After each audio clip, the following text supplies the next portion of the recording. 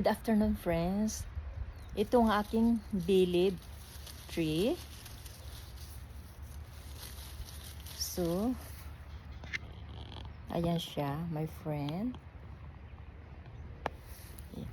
Every year, tinitrim namin ito dahil mabilis siyang mag-usbong at saka yung branches, lumalaki siya. Nag-i-spread. Ngayon,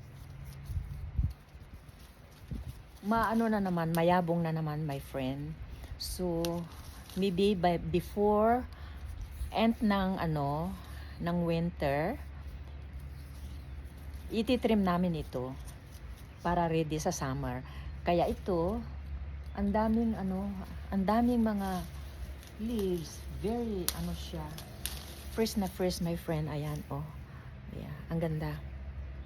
Yeah. Halika kayo, magpitas tayo. Mag-harvest tayo ng mga leaves.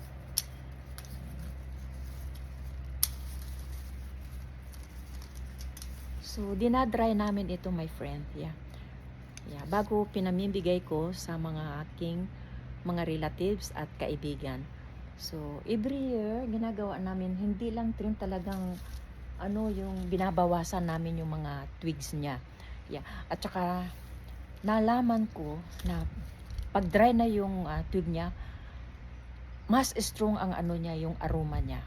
Kaya siguro ang gagawin ko ngayon para madala ko sa Pilipinas, habang fresh pa yung yung twig niya, i-chop ko ng maliliit bago dalhin ko sa Pilipinas dahil ang sabi nila maganda daw sa mga mosquitoes, pang ng mosquitoes ba. Yeah, susunugin mo. Yeah. Ito sinusunog din nila as a scent sa loob ng bahay.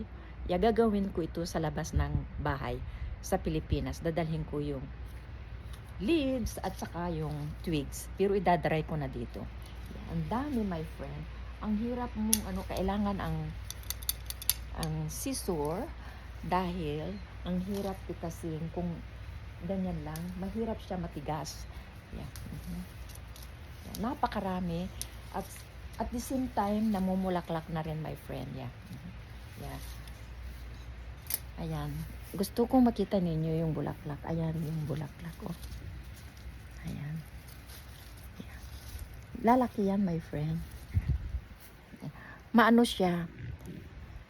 At saka ang dito, sinubukan ko magtanim sa paso nung yung mga branches or yung mga twigs. Mahirap magpabuhay. Hindi ko lang alam siguro kung paano, pero napakahirap, my friend. Yeah. Kaya ito, kukunin natin ito. Ang hirap. Pero gagamit ako ng scissor.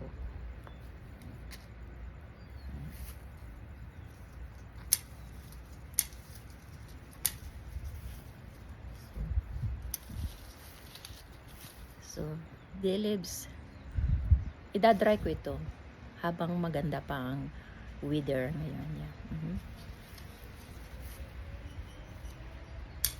Iikot tayo, my friend. Dali natin yung camera dito sa malalim. Ayan. Ayan.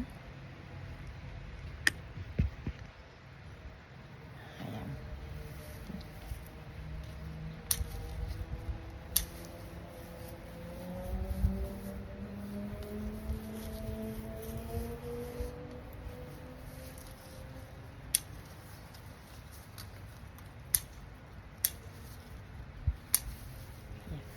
Amuin natin. Talagang napaka yung aroma niya napakaganda. Yeah. Magandang ihalo ito sa adobo or supas. Yeah. Ayan siya. Yeah. Okay, my friend, thank you for watching my video today and I hope you enjoy it. Yeah. Thank you and see you tomorrow. Okay, bye-bye.